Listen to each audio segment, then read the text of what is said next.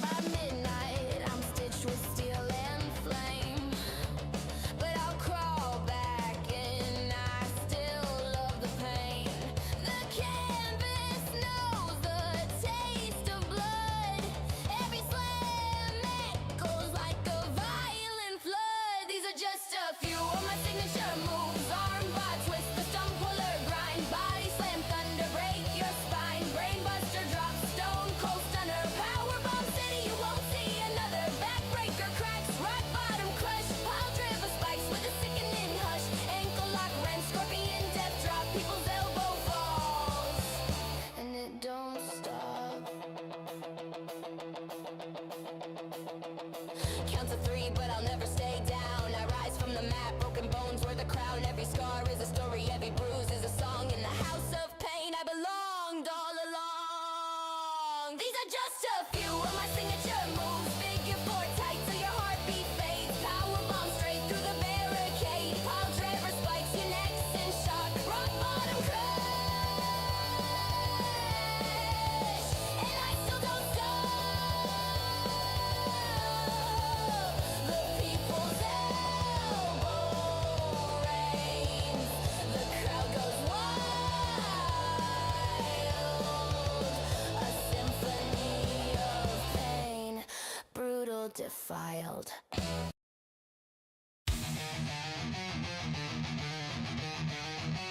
Welcome to the show! MMA Marks in the building! MMA Marks in the building! MMA Marks in the building! Welcome to the show! Let's go!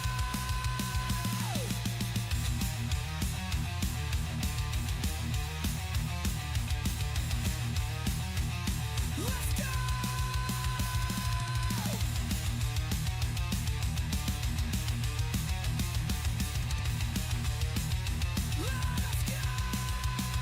Welcome to the show. Hey yo, it's going down. I thought you should know. Said I would never quit, so now I'm in control. With every move, it's getting bigger. I'm so fly, so cold, baby. Check my stilo, step in the arena. They love me in the scene. I'm coming with the heat. I run it, I'm the leader. I love it when you put your hands up. MMA Marks in the building, turn the fans up. Flock. So cold. Baby, check my stilo, step in the arena. They love me in the scene. I'm coming with the heat. I run it, I'm the leader. I love it when you put your hands up. MMA Marks in the building, turn the fans up. Welcome to the show. MMA Marks in the building. MMA Marks in the building. MMA Marks in the building. Welcome to the show. Let's go.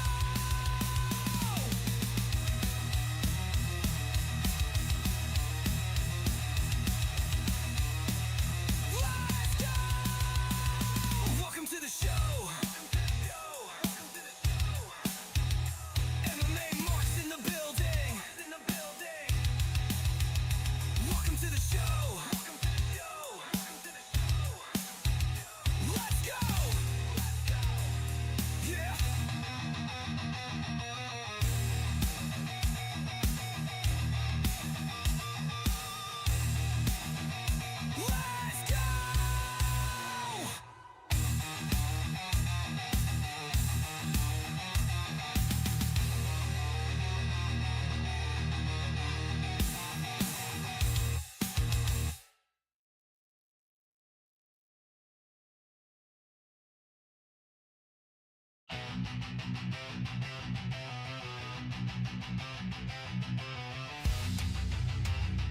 Let's go! Welcome to the show! Welcome to the show! MMA Marks in the building! MMA Marks in the building! To the building! Let's go! Welcome to the show! Welcome to the show! MMA Marks in the building! MMA Marks in the building! To the building! Let's go! Yeah! Welcome to the show! Hey yo, it's going down! I thought you should know, said I would never quit, so now I'm in control. With every move, it's getting bigger.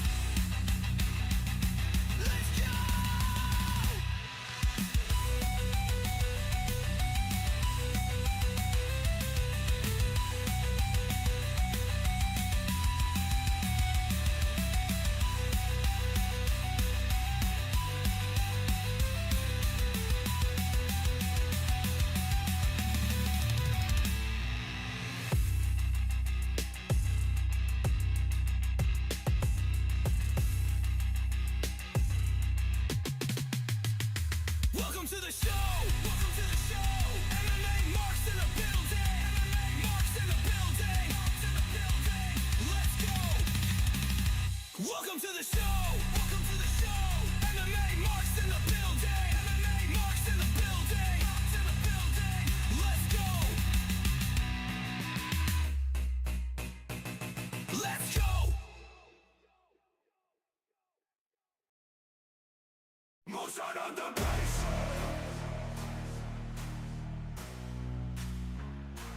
Motion on the bass. Let's put you guys and welcome to MMA Marks Podcast. Now, listen, I know that Thor is always here, like, oh, you know, always loyal. We got the Coon trying to be first, but guess what? Thor was first. And we're going to start tonight's show off with a little bit of a recap of who we are. Some of you know us well, but there's some people that are brand new to us. Like me, I personally grew up a huge pro wrestling fan, Attitude Era, fucking was such a mark. That's where the name kind of comes from. I was such a wrestling mark that I did pro wrestling training in my late teens. And then I saw the first season of Ultimate Fighter live when it was on TV, Spike TV days. And that slowly deterred me from a pro wrestling fan into an MMA fan. And then, you know, I became such a mark for MMA that me and my cousin started this podcast. We did it for about four years together. This is the second episode of the new era, the new MMA marks. Now we got TJ Saunders, or that's Mr. Afrodisiac up here. And then we got TJ Saunders over here. And that's me. That's my little background of I'm just a super fan who started as a pro wrestling fan. We love all combat sports. That's this whole community is we even love Power Slap. We might not know all the fighters in Power Slap. We all still kind of laugh and watch that shit together. Now, yeah. Mr. Aphrodisiac, you want to go first on giving your introduction? Well, second, because I gave mine. I'll take over from here. So it's your boy, Mr. Afrodisiac. Thank you for tuning in, first of all. So what got me into MMA, man, keeping it brief and simple, the love of the sport in general, watching it, got me to be an enthusiast. Eventually, I started training myself, which eventually your boy took some fights. Records not like crazy impressive and stuff. Got 1-0. I'm 1-0. I got unsanctioned fights as well that don't go on record. If you're familiar with unsanctioned events, they don't get really recorded. So I got a few unsanctioned events, you know, all of that. So MMA, man, I love it, man. Just in general, I wanted to still get back into training and stuff like that. We do work out, you know, here and there. I'm still a big guy myself, but you know, we're trying to get back into it. Your boy's 30, got a few more years, so I want to get a couple more fights under my belt for myself. But just an avid MMA fan. I train, like I said, train as well. Did my own stuff, so I kind of have a little bit of experience. Still do my training. Yeah, and that's a little about me. Play the game, stuff like that. Fan. Yeah, and just to like put a little inside information, if you're in the Discord, you might randomly watch the fight that Afro had with him. You know, I know that we seen that fight in the Discord before. Maybe he'll show that on stream one day, but make sure you guys give him a follow. He streams on Twitch with me very often. He goes live pretty much every night, and he'll be going live after this podcast. TJ Saunders, sir. you have the spotlight, my dude. Yeah, hello, I am TJ. Similar to Buddy, I kind of started off a wrestling fan, hardcore wrestling fan, 10, 11 years old, went to a wrestling show in Toronto. My uncle rushed home to watch the UFC card that night, and I kind of like got home, watched it, and was like, yeah, I think I like real fighting a bit more than WWE right now. I got really heavy when Francis came in. Just watching, you know, someone that big do something that he did was kind of put me in a trance. From there, I kind of let the sport take over my life. I ended up becoming a journalist. I've coached fighters. I've trained fighters. I've been an amateur fighter. I am the opposite of Afro. I am 0-1, but I was winning that fight. We won't go there right now. Yeah, so I kind of just, I'm very insightful in that aspect. So I'm just kind of the guy It gets analytical a little bit sometimes, you know. Think about it from a different lens. Yeah, and you'll catch TJay, you know, doing like mostly he wants to be the guy breaking news on IG. You know, look for that to start being a thing. But if I follow his Instagram, I believe it's just the same everywhere at TJ Saunders MMA. Yep. And if you do follow his Twitch, which you know I recommend because you could find some really fun content with Resident Evil 4 and not he don't go live always, but when he does pop on, you know, it's fun. It's fun to be in the chat. It's usually super random shit. I'll pop on a game that's easy, simple, and I'll just let it go. Now, I think we should start off by talking headlines here. And I know that some people have seen this. I know that, you know, in my chat on the live and stuff, we talked about it. Jake Paul has a new opponent. We have someone who accepted the fucking fate of getting knocked out by Jake Paul. And that man is Anthony Joshua. How do y'all feel about that one? Easy money for Jake. Easy money for Jake Paul. What do you think? I think the way this fight should go is probably how it's going to go. But with every ounce in my body, I want Jake Paul to knock that man out. I want him to get hurt. I want Jake to get hurt in the early rounds, kind of have that comeback story, finish Joshua in the mid rounds. But I really hope that happens. I just want people to stop calling his fights fake, bro. Yeah, I'm over that era. That'll be answered. Like I feel like this fight will answer most people's question on whether Jake Paul's fights are fixed. I get it. We got to look at it fight to fight, but if this one is fixed, it's going to be obvious. I think. But who knows, 100%. man? Yeah. Like if Jake Paul goes out, I'm rooting for Jake Paul. I always root for underdogs, especially big underdogs. But in all honesty, personally, I feel like they shouldn't even sanction this fight. I don't think that it's safe for somebody of his caliber to go against somebody of that caliber. Well, the thing is, they're looking at records, right? Jake Paul has a 10-1 record, so it's justifiable in that sense. They don't look at the man; they look at the numbers, and that's all it was. And yeah, what's Anthony Joshua's record? I know he has more losses than Jake. I can tell you that for sure. Okay. Okay, we got a Jake Paul fanboy in here. I like the wording.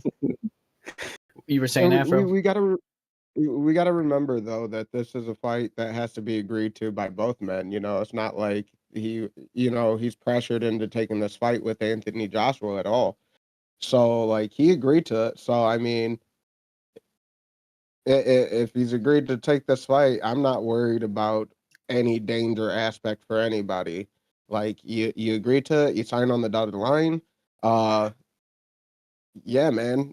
If he wants to prove himself in this method, and he feels like this is the way that he needs to go about it to prove himself, like you said, if fights are fixed on his end, we'll see it. Yeah. But if he really goes out there and fucking beats this guy, Anthony Joshua, what will people have to say then, man? I want, it's him versus Francis. It's him versus John Jones at that point. Mm-hmm. Yeah, like dude, he might call out, if he beats like Joshua, that. He should call out John Jones at that point, bro. At that point, give him John Jones, bro. For real. For real. And then like what happens if he beats, hypothetically, like, because that's not a thing for me that he'd beat John Jones. But like if he calls out John Jones and he beats John Jones, what happens then? That's a what if for tonight. What happens if Jake Paul beats John Jones? Are people gonna finally put some respect on this fucking kid's name? Or are they still gonna be like, oh no, he had to have paid him some good money to take that L? Like, who wants to take an L to Jake Paul for real, bro? Like, yeah, and especially at that caliber. And there, I haven't really looked it up, but insider source Sky High Josh, he told me that Anthony Joshua does have a lot more money than Jake Paul has, at least publicly, and so it's like he's not likely to want the money or to need it, if you will. But hey, fat paychecks. I think what Jake wanted to do for this fight, because originally it was supposed to be Gervonta Davis. I think his whole idea is I want to go in there and I want to fight the top of a division, not the top, but like a top. Gervonta, Whoever the people respect the most. kinda, yeah, because well, Gervonta is like he's very well known to be. He's good. He's a very good boxer. He's a good finisher, especially for his weight class. He's put on amazing fights. Shit, he was on the Floyd and Connor undercard. Like he's well respected in that aspect of his skill. And I think people with that fight, people were saying Jake took a small opponent. Jake's gonna, he's weight bullying, he's height bullying, this and that. So with that fight falling out, especially in the dramatic way that it did with Gervonta getting caught up in bullshit, he's like, all right, y'all want me to fight someone my size? I'll do you one better. I'll go bigger. And I think that's kind of where he's at. It's still a pro boxer. It's still at the top of a division. But now he's like, screw you guys. I'm going to prove you wrong again. I think that's his mindset going into this.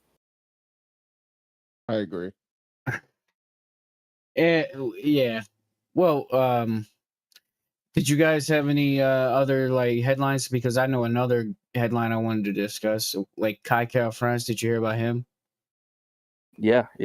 He caught AIDS. I did not. Nah. So he said he's taking off a year, and just to like address chat, the Coon was asking if you heard anything about KSI as well. So either one of you guys want to take KSI or Kai Cal France, be my guest. I have no idea about KSI. Me neither. I don't like. Okay, well, what do you guys think about him You taking a gotta year throw off? Do you think he needed to take a year off? You think he should? I think You anybody mean taking Kai? that. Yeah, exactly. Kai France, he announced he's taking a year off. He said he's not retiring. But I think anybody taking a year off is That's terrible.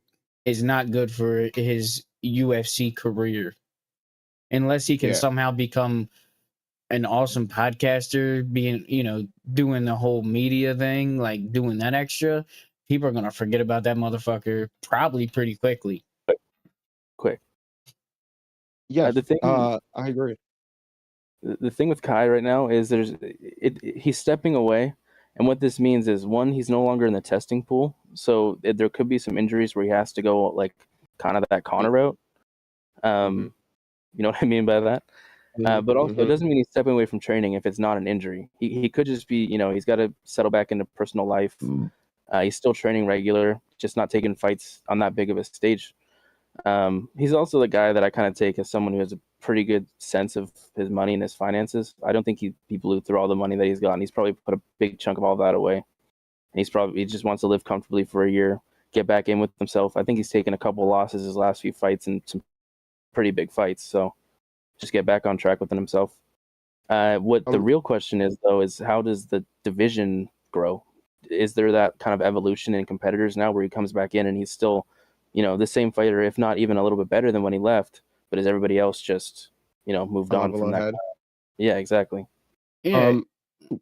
Yeah. Yep. I believe basically what you guys said, like taking a year off for any fighter.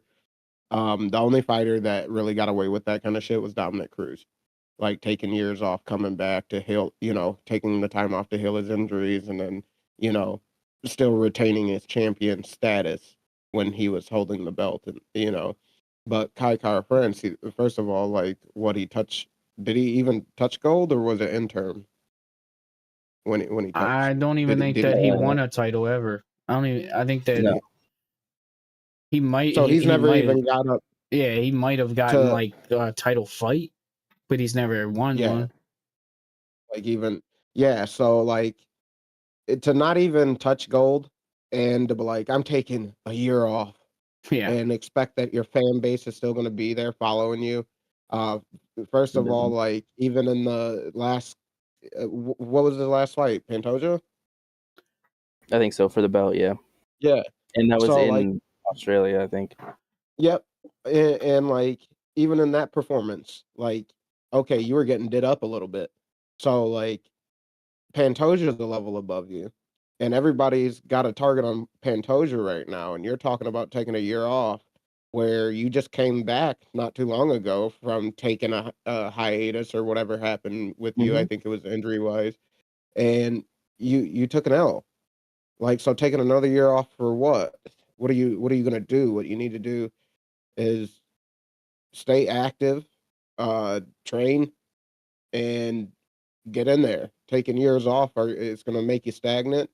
And like really, TJ brought up some good points. Whether he's just taking this year off to heal in a different kind of form where he can't be in the testing pools, to recover from certain injuries, or he's got a good financial base set up in the background where he can take this hiatus and live comfortably to try to get the psyche right, because sometimes that is necessary for fighters to take a mental health. Everybody, every dude, every fighter, every person needs mental health Yeah, days for themselves sometimes. 100%. So like if that's what he's doing for himself, like I don't want to shit on the guy. Like go ahead and do you, bro. If that's what you feel like you need to do is take that year off to get yourself together, go for it. But if it's not for any of that shit, like bro, this is really gonna hinder you, I think, more than it's gonna help you, because I agree. as we're in the era of MMA where there's evolution within the striking, there's evolution within the grappling, and there's evolution within everything in between. So, Yep. if you're not up to par and you're still just like kickboxing, standard, like good luck. Yeah. Like good fucking luck. You got people like O'Malley came in and started showing the start of the evolution where now he's like fucking turning the hook into a shovel uppercut. He's tweaking the strike before he's even like fucking landed on you. He evolved the striking a little bit and he showed that. That's why I liked O'Malley as a fighter. But Kai Kara France has not showed that, even in the Pantoja loss that he just took, that there's anything to be excited for, that he's going to flow and do some Matrix shit when he comes back. He's going to 720 tornado. No, bro, you're going to be a standard Aussie kickboxer, Australian. Well, yeah. And that's it. I'll put it to you this way: instead of you shitting on him, he kind of has almost a Dan Henderson type of vibe, where he's just looking for that one good punch, man. A lot of fights, and I do want to say, just to put a stamp on that little subject, was if I didn't even think about him bulking up with steroids and shit, but I think he's such a small fighter that it wouldn't do him any good to go up in weight. So really, that's it. Before we get into hero and asshole of the week, do either of you guys have any more headlines before we go into that? Did Kuhn ever put in what the KSI one was? Because I'm kind of curious on that. I think he was just asking if we knew any fights coming up. I don't know if he was familiar. I think he was just kind of asking us. We would be the guys to know most of those fights, but KSI has not been really on our radar, I don't think. Not recently. No. I respect that he fought like 3 people in one day once or whatever, but I didn't even watch that. I just heard about it. Yeah, same vibe. I didn't even know that. But no other headlines for me. Well, I'll be quick with my hero and asshole of the week, because we kind of went over it on my headlines too. I hate to be so Jake Paul oriented here, but hero of the week, Jake Paul, for stepping up and taking that fucking fight for real. I know we already kind of got into that, like how it's like, dude, he was fighting a lighter weight guy, a smaller guy. Now he's fighting a guy who's got 6 inches on him, So hero of the week. And asshole of the week is actually Anthony Joshua for taking the fight. Bro, you're fighting a YouTuber. You're a fucking world heavyweight championship boxer. Fuck is wrong with you? So that's my hero and asshole of the week. I know it's kind of feels like I'm just doing that, but that was planned. I just thought you guys would have hopefully like some random headlines to not just speak, but we got into it with Jake Paul. But yeah, so Jake Paul is the fucking man of the week, man, the hero of the week. So funny, my hero of the week is actually Joshua for taking the fight, because I think, man, you weren't lying when you said a Jake Paul fanboy, bro. I got to experience what that was like, and like feel the vibe of the area I was in when they were all doing all that shit with the Jake Paul and Tyron Woodley fight. And like, I don't know, there's something about him. I'm tired of people calling it fake. I'm tired of people questioning his fights.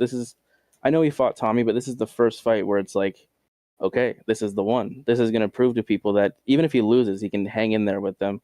So shout out Joshua. He didn't need to take this fight. It doesn't do anything for him. All the pressure on him. All All the risk, no big reward. He is stepping up for Jake Paul in a way. That's why I think that's an asshole thing to do. There's no need to take this fight. It can only hurt him in a lot of ways, in my opinion.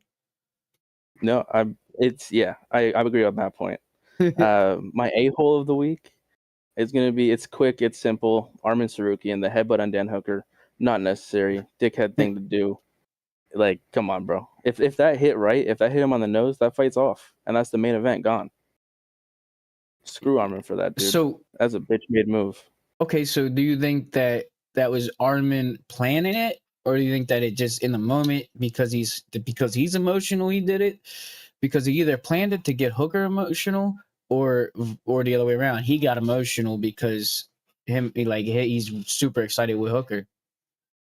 He got emotional 100%. That was not pre-planned. I don't think. I mean, I'm sure people like Connor and those bigger stars, the John Jones thing, that was all probably pre-planned. But for a guy like Armin, I don't think that's something he's like, yeah, I'm gonna go headbutt him, because the risk. There's too much risk. He loses a fight. Like if he injured Dan, that's a suspension. That's his fight gone tomorrow. Dana might even give Hooker Armin's purse. Like that's the type of shit, the consequences he'd be facing. I think he got up there. Dan might have tripped him from the side, and he was just like, fuck you, and went for the head. He's lucky it didn't hit his nose or his lip or something that would, like, cut him up. Did you see Ilya's when he was watching it? Did you see his reaction? That's how I saw the video. He was like kind of like smirking, like, these motherfuckers, because they got dirty on the face off. Ilya and I don't know, just quick thing. Ilya and Patty were going back at it again too, so he's been around this week. That's gonna be fun. What you got for us, Afro? Sorry, I just it's your no, I got you. So I completely agree with both of your guys here on asshole week choice. So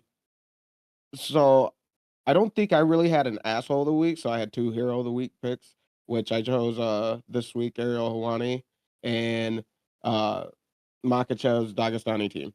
His fight team. So Ariel Helwani this week posted a video in response to all of Ronda's rhetoric in defense of Joe Rogan and stuff. Basically just calling her out that, like, what the hell? Like, nobody understands you at all. Like, in any of the shit that she's saying against MMA fans, Joe Rogan, like any of this. Like nobody understands why she's fucking popping off the way she is. So I if you haven't seen the video, go check that video out yourself. It's a lengthy video, but all in all, it's just video defending Joe Rogan, shitting on Ronda like everybody's been doing. And then Makhachev's fight team, like during the Jack fight, Islam fight and shit, of course got into it with Dylan Dennis. They're my heroes, man. Good. Fucking beat the shit out of that kid, dude. I am like, Dylan Dennis wishes he was Jake Paul. It is like, I feel like 100%. they came from the same cloth, but he's way fucking lamer. He that YouTube generation of, oh, I'm gonna talk shit to get my fights and stuff like that. Jake Paul's at least funny. If you ever watch his face-offs and shit and the sit-downs, dude, that shit has me cracking up every goddamn time. Like, the kid's funny to me. But then you got Dylan Dennis fucking want to be Conor McGregor and shit. And don't get me wrong, his jiu-jitsu, cool, great. I get it. He's got good jiu-jitsu. But bro, shut the fuck up. Like, you haven't fought anybody really notable. Like, and nobody wants to fight you. So, hero of the week, Islam's fight team. Thank you for kicking the shit out of that kid. And now I do believe he's banned from all UFC events. Actually, for after life. that incident. For life. Yeah. So, yeah, man. Thank you. I appreciate that. That fucking, like, get that kid out of here, dude. Like, you're not Jake Paul. You suck. Not the same media presence. So, bye-bye. Hell yeah. I haven't seen the video of Ariel, but I gotta say, fuck Ariel. But I probably agree with everything he's saying about Ronda, because that was weird. But I think I understand why she did it. But but at the same time, it's like, you didn't do it good. I think it was like she's trying to be a super heel, but like realistic. Like, so she's really attacking people like a pro wrestler really would. You know, it makes people, we're talking about her now, so it works. You know what I mean? Ariel talked about her. So yeah, that's why. But But it's almost why like, would you want to be that person? would you take disrespect from CM Punk? Me He was a personally? UFC fighter. Yeah, yeah, exactly. You personally, would you take disrespect from CM Punk? Fuck no. I'd kill him Exactly. And I think that same feeling in a fighting that manner. CM Punk, or like that we have for CM Punk about like him talking is kind of the same for Ronda Rousey. Like, I get you're good at judo. I get that you did what you did in the UFC by throwing bitches and taking arms. Hmm. Like, cool. But when it comes to like MMA entirely, you fucking suck. You have no stand up, dude. And you're talking about how you're gonna beat ass, and at one point you were talking that you'd fucking knock out Floyd Mayweather and this and that. Like, get your pillow ass hands away. So many people exposed you. So many fucking, I mean, not so many people, but the two that did expose you did it in a fucking incredible fashion that just made you look like, where the fuck are your arms? Who the fuck is like, Yeah. Head you came out movement. with no hands. Head Head movement. movement. And you're coming out here talking so much hot shit. Like, humble your fucking self. Like, bitch, you got no hands for real. Like, come on. It's got really, no head movement come either. on. You fucking trash, and you're sitting here talking shit on everybody, saying like everybody's disrespecting you, and you're the greatest of all time, and you know MMA. Like, then you should know that you got concussed twice. Like, plenty. You probably got concussed like 8 times just within the Amanda Nunes fight. Yeah. But like, why stop talking? Humble yourself. You got no hands. You got no hands. Mhm. Respect If the jits, everybody judo. But if everybody is fucking disrespecting you, then maybe you should be disrespected. That's how I see it. It's not like one or two people, but this is kind of like it's a clear cut thing. Nobody respects what she's saying right now. Yeah. It's how she's taking everything. It's a her problem. yeah, Mm-hmm. man. Yeah. Now, So those were my heroes. yeah. Now I remember we were kind of discussing this, but that was when I was having the PC issues. I just want we're kind of getting our rhythm going here, chat. Were we talking about doing the fight picks and locks and all that as one person, like doing everything, or do we do, hey, what's your favorite underdog pick, and then we each go So around like that? I think we were doing our locks.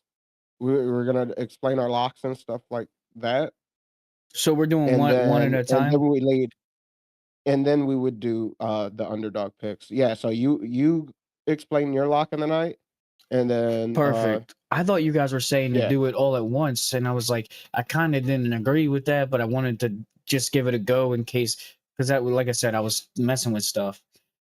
So Yeah, perfect. yeah, no, yeah, so give your Wants to lock go? and Who wants then to go first? Because I want y'all, like, I want to see what you guys' locks are first.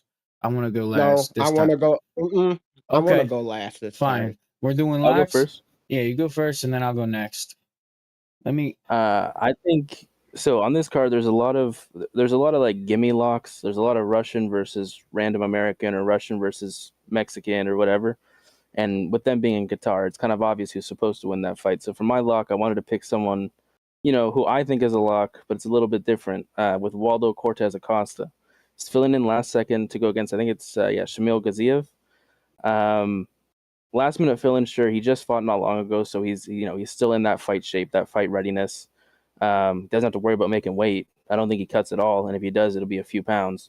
So he's kind of proven himself to be someone who's got really good boxing defense. He's got good takedown defense. He can take you to that decision and win pretty decisively just by either striking you from afar or taking you down and beating on you from top. So he's my lock.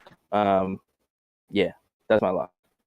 Okay, and and I was just looking it over again because I gotta admit, I think that these are good matchups. Like all the fighters that I'm aware of and that I know, I'm like, I don't know who fucking wins this. I feel like most fights like that. Um, the two fights that I'm the most confident in, when I say that, I'm still not confident. Um, would be the first fight at night, and I never remember how to say this name, and that's Oh, it's not the first fight night. I think it might be just randomly in the prelims or whatever. But it's Asu Alabamayo or whatever, the dude that, yeah, whatever his name is. But he's going against Alex Perez. Alex Perez is somebody that I've liked watching over the years. I like the way he fights, but I just don't think that he's ready for this dude. So I'm gonna have to go with Alex Perez's opponent because other than that, it's like every other fight's a toss up for me. And even that fight, I'm like, I don't know, man. I love Alex Perez, but he's probably not gonna win. So, like, it's not a confident lock, but it's a lock. Okay. Hell yeah. Mister, I gotta go last. What you got for me? Yeah, so you'll understand. So my lock of the night is Orval against Jack Hermanson. We got Jack Hermanson versus Midmek Orval. And I got Orval. I'm pretty confident in that fight pick being locked in. Orval, I believe, is coming off of a loss. Let me check that real quick. I had him just pulled up in his record. No, he's actually coming off of a win against Tafik Musayev. He had a loss against Rebecca, and he had another win, so he's 2-1 so far in the UFC. I remember Jack watching that Hermanson- Rebecca fight with you. That was a fucking fun fight. Sorry to It interrupt. was I just had to say that.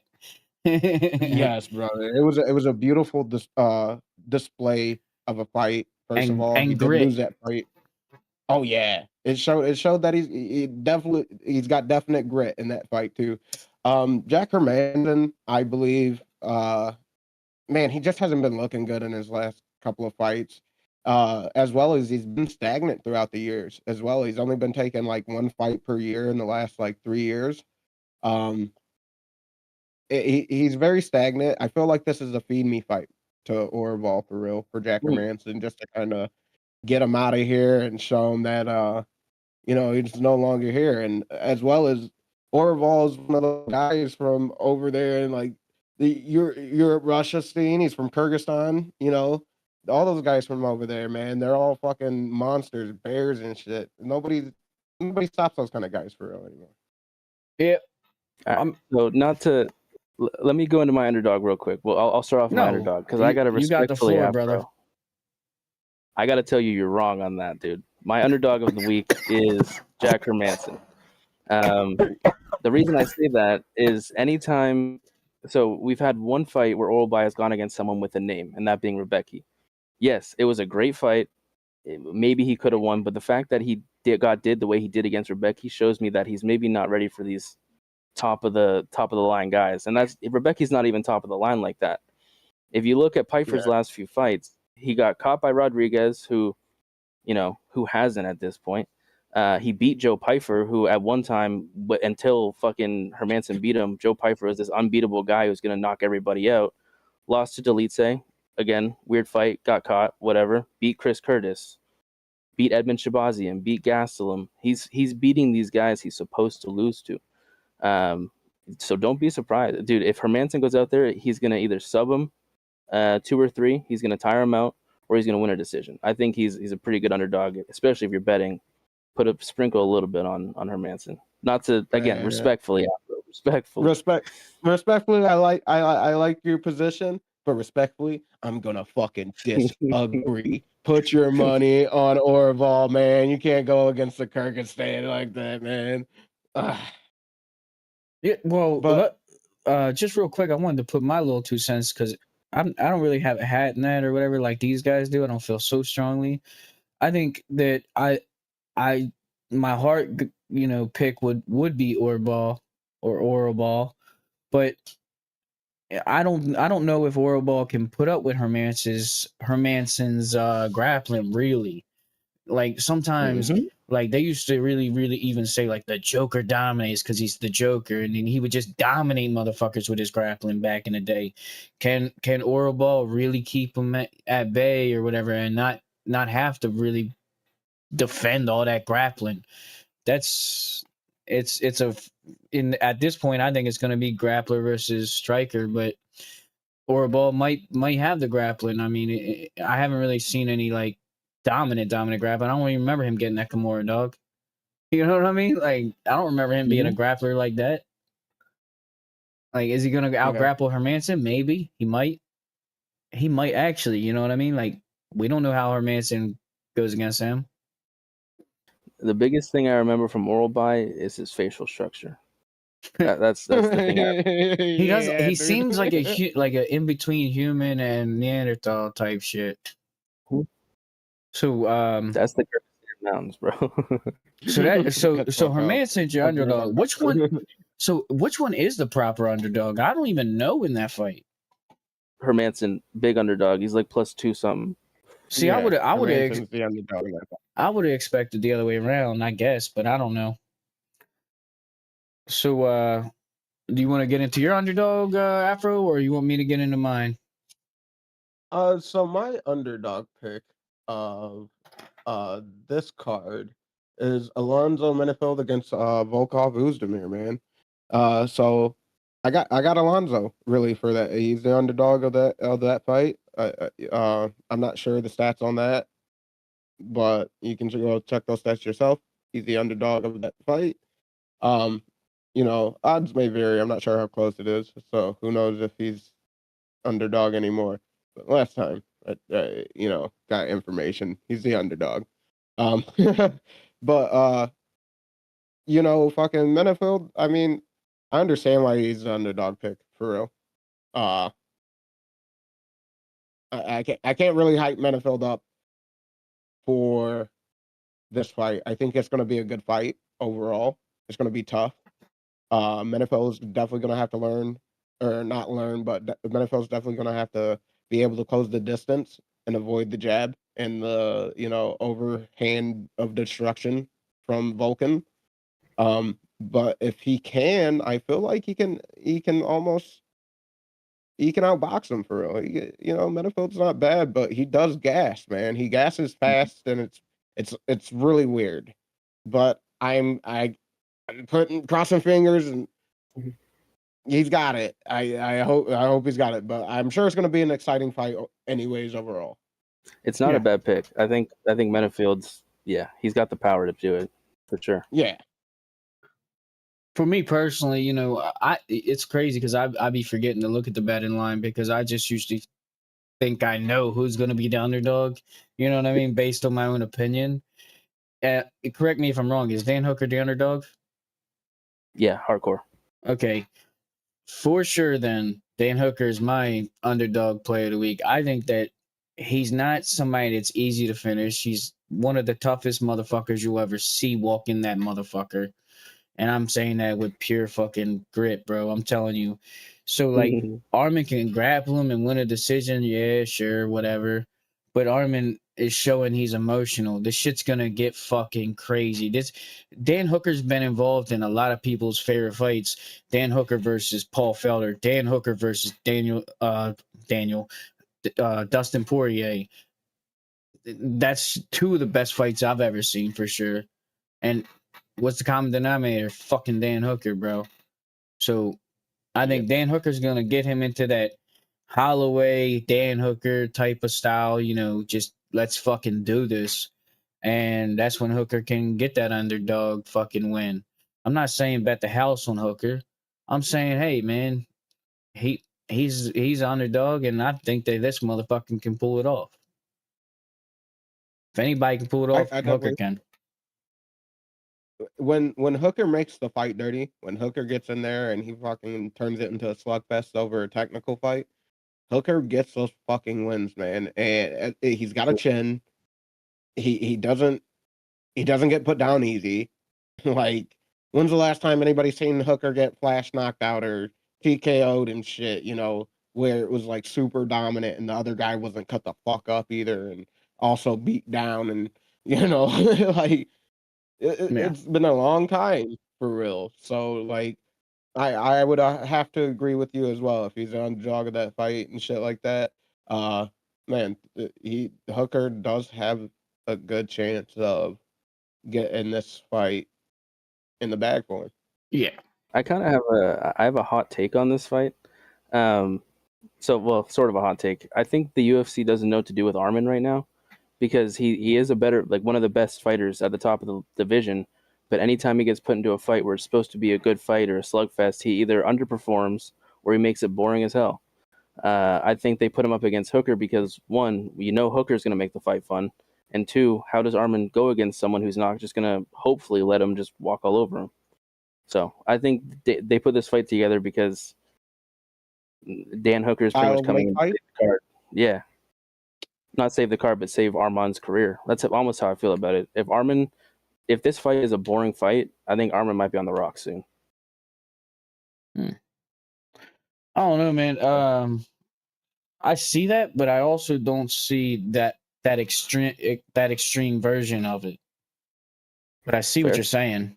I just don't think that his career's in jeopardy. I just think that maybe his place where he's at, maybe he turns more into a, hey, I'm the top 3 guy. You got to beat me to get the title shot.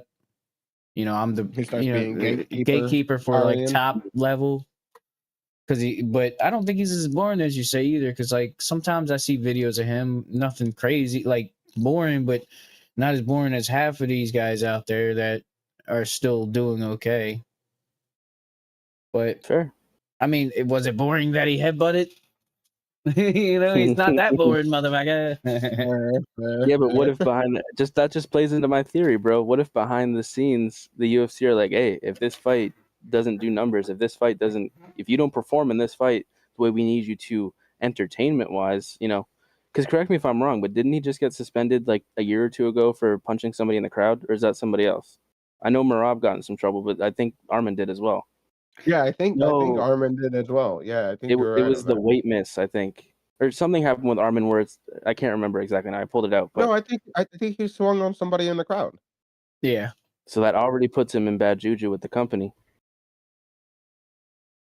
He was walking back after a win or something, and he swung on somebody, and I think they suspended him. Yeah. So are we getting right into the main event, guys? Are we gonna lock our pick for the main event since we're all talking about it? Who you Hell got for yeah. tomorrow? These fights are starting at 10 a.m. Eastern time, by the way. That's insane. Yep. Wake up early with your boys. Yeah, That's if you we'll go have to it in bed. We'll have it in Discord. I know most of us might even just stay up all night, bro. I done took my caffeine before the podcast. I Yeah, just I'm drank 2 Red Bulls, so We're in it, boys. Maybe we start Dragon Ball tonight. All right, so I'll make my pick. I think Hooker wins a 4th round TKO. I think that at first Armin's going to give him trouble, kind of know how to watch out for certain things, but those body teeps that he's so good at doing, man, is going to start landing on Armin, I think by the 4th round he might be able to get that like body, maybe clinch with a knee to the body, something. He's going to be fucking that body up, and that's some prime time Hooker shit. So I'll say I think he takes him out by the 4th round with some body work. What about you guys? As much as I want you to be right, I have pretty much the exact opposite happening. I think Armin's just going to go in there and apply the pressure, control Hooker, keep him like either at distance when he needs to be, keep him close when he needs to be, get him down when he needs to, and just I know we've seen the judges maybe play into that boring grappling style recently and go against it, but I think Arman's got enough to kind of prove he's going to win that fight. Keep him down, punch him when he needs to, get in some submission attempts. He either submits him, TKOs him on the ground, or wins a decision. It's not going to be a flash KO or anything like that, but Arman will take it, I think, pretty easily. But I hope you're right. Okay. So for your boy, I gotta disagree with TJ there. I agree with Mark. I think Right. this is gonna be an improved but classical Dan Hooker performance. So I think the first round, yeah, of course, Dan gets fucking hit. He likes to get hit. Might even get cut in the first round. Second round, it's gonna be a slight difference, just a slight difference. I still feel like he might get touched up, but he's gonna engage a little bit more. Maybe find because he's a taller guy and longer. He's gonna work the teeps a little bit more, the body, knees, and elbows for sure. It's Dan Hooker. And then when that third round comes, this is where it gets interesting right here, fellas. I feel like that's when we see Dan Hooker turn up just a little bit more. He's gonna work those knees. Armin's not gonna know what to do. He's gonna fucking pressure in, maybe for a takedown. And I think we're gonna see a submission, Dan Hooker, like a anaconda, Darce choke, a guillotine pull. I think he's gonna slip in something on Tsarukyan when he tries to shoot that takedown. He's gonna cinch it, and we're gonna see a nice Dan Hooker performance of just classic Dan Hooker, man, getting in there, brawling, facing the adversity, and somehow putting some slick shit together and getting the dub. Well, let me ask you. If Hold on, I gotta ask Afro something. What strain are you smoking on tonight? Because Hooker getting a submission is hilarious, my dude. Oh man, I feel like Hooker's gonna get a sub, bro. I feel like Hooker's definitely gonna get a sub.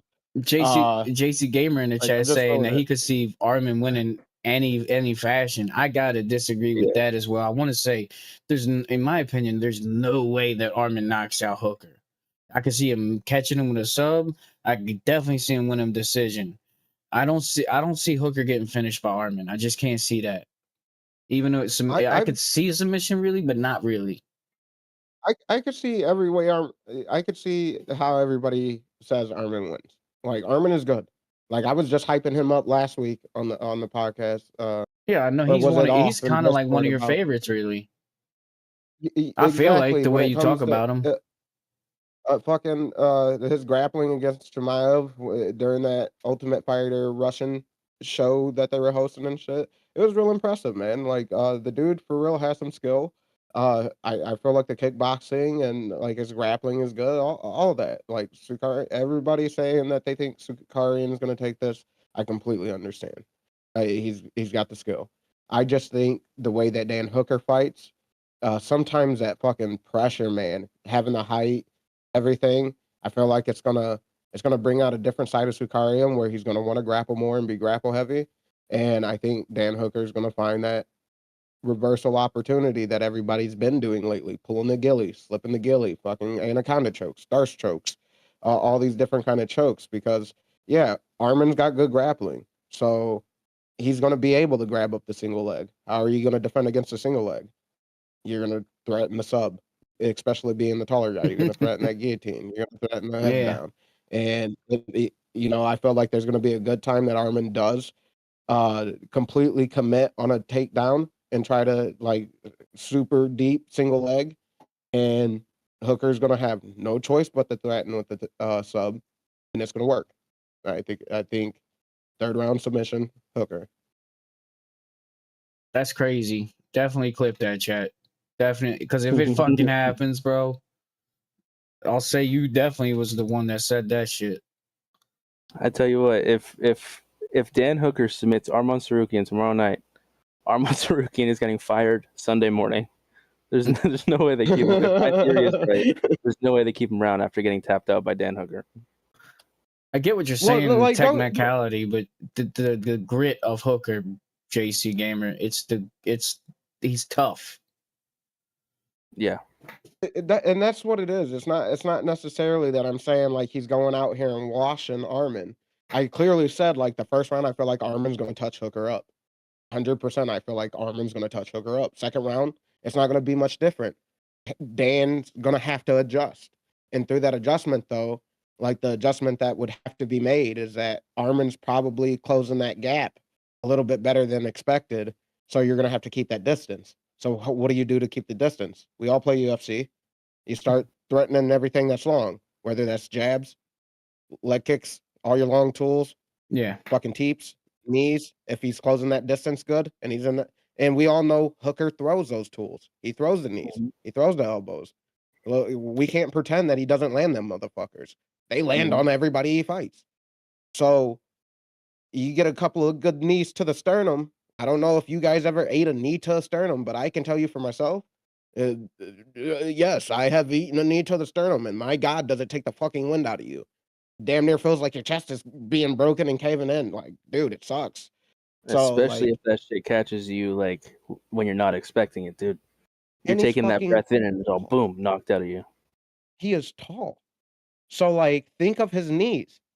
He can throw them up just to Armin's body, and it goes to the head. Yeah. But You know, if so the you guys knees might remember be a him, decisive tool. you guys remember when he was digging his toes and with them teeps. I can't remember who it was, but it was like he was like all his toes was inside of homie's fucking like body. It looked like it was So pretty intense. it's all of those tools and his grit that breaks people and gets people tired and sometimes make a difference in a fight. Where once you've eaten too many knees and you have to commit to a takedown because you can't close the distance properly and you're eating the knees and the elbows are also coming, you might be too tired to actually defend a good submission attempt. And that's where I just feel like that might play a difference. He's long too. So it's not like the motherfucker can't really wrap you up if he needs to. He prefers, we all know Dan. He likes to swing and bang it out and do all that. But Yeah. like a win's a win, man. And if a sub's there, I'm taking it. So if he has it like that, I hope he does the same. Hell yeah. Yeah, man. And I get JC Gamer saying that technically that could be true. You know, he could get outpointed. But the thing about Hooker is he in those areas where guys are trying to outpoint you, like try to hold Hooker against the cage, he's gonna fucking beat the shit out of you while you're trying to push him against the cage. Like he's gritty everywhere. Yeah, knees to the body. Like he doesn't stop throwing knees no matter where he's at. Like you hold him against the cage. Guess what? Knees while he's against the cage, and now are you shooting the takedown then, where he's still threatening the sub? Yeah. You know, all hypotheticals though. You know, For me, in a weird way, I'm more excited for the co-main. And I don't know if anybody's picking Muhammad, but for some reason, I just can't see him winning this fight. I can't even begin to imagine Bilal Muhammad beating Ian Gary, and that's weird to say.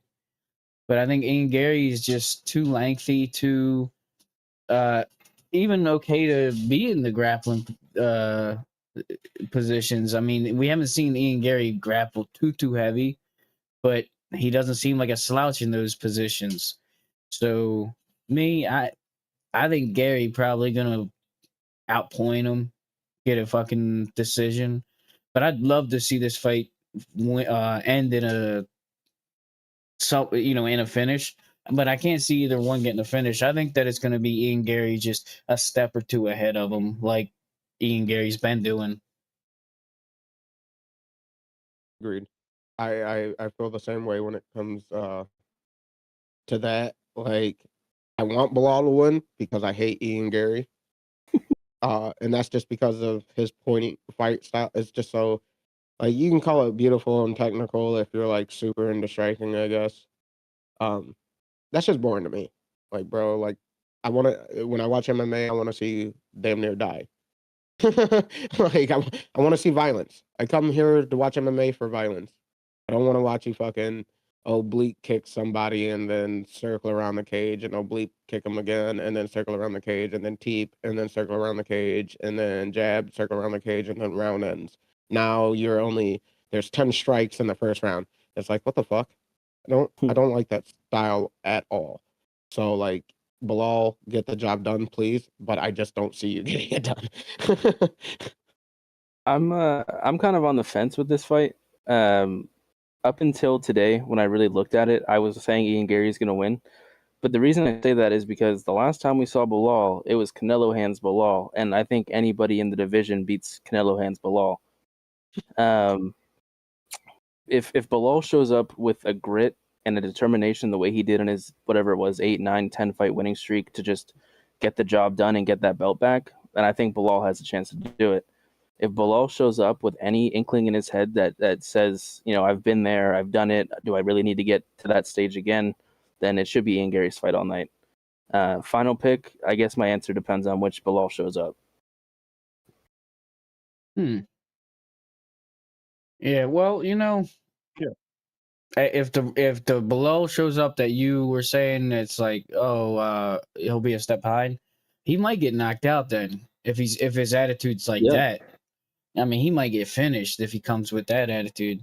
Because I'm thinking even the attitude behind the regular one that Ian Gary's gonna be a step ahead of him. But I don't even think that he might. I don't think his attitude is gonna be bad or whatever you want to call that. I hope not. Similar to Afro, I can't remember what you said, buddy, but I want Bilal to win.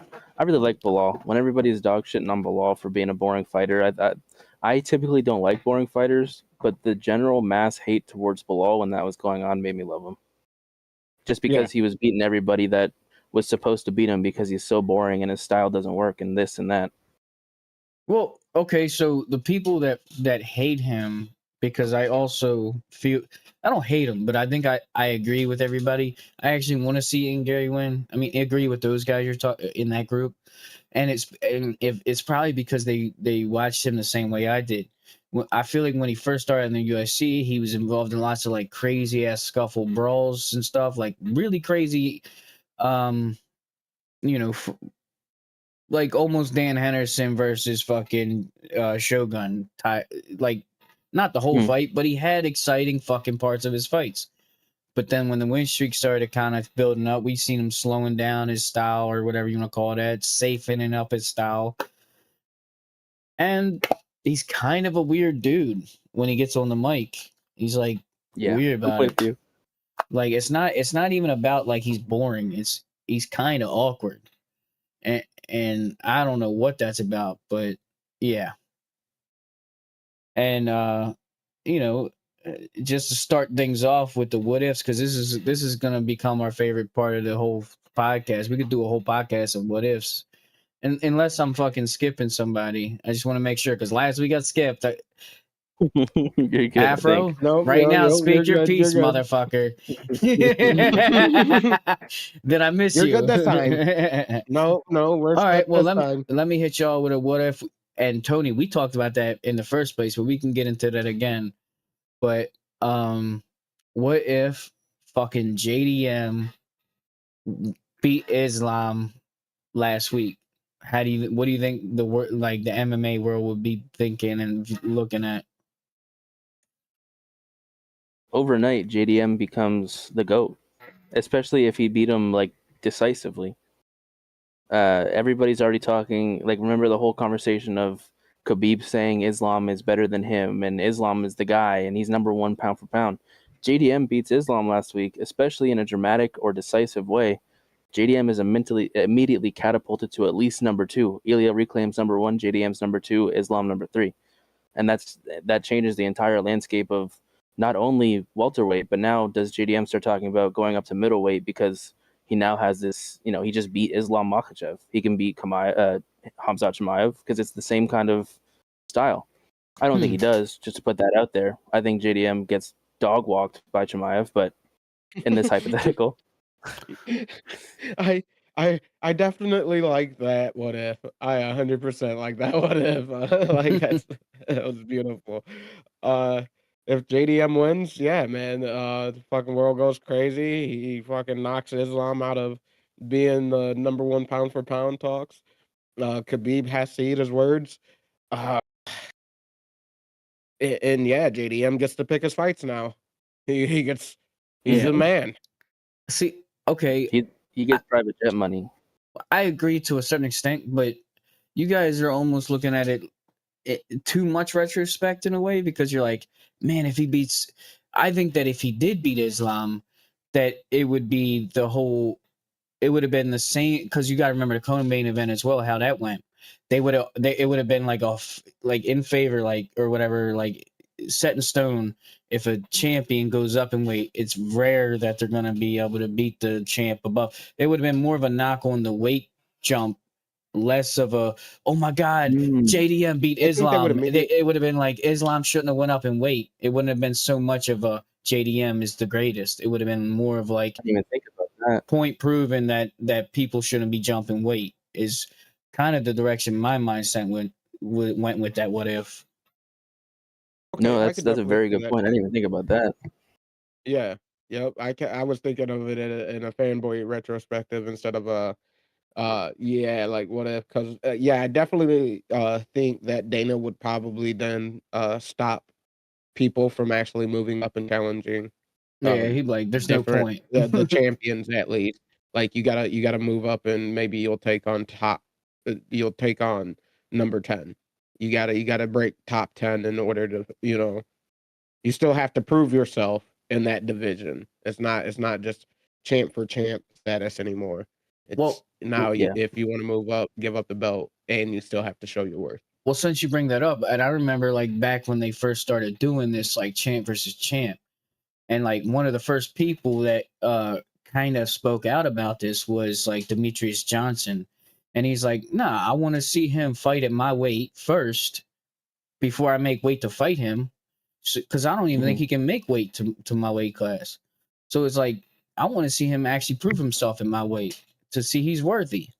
Like, what happened to the days of even if you're a champ in a weight class and you move up or move down? What happened to the days of having to show that you can still hang in that weight class, like a tune-up fight, if you will, but not really. But it's like give him a contender first, and then give him the champ once he proved himself in that weight class.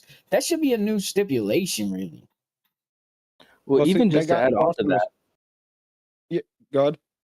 to add on to that, the rule, if in this hypothetical, but even possibly in real life now, the rule should be if you want to move up to fight for the belt, your first fight, you don't have to vacate. You have to go up and you have to fight someone in the top 5, top 6, top 7, maybe a prospect that's, could have jumped up from 9 to 5 or something like that.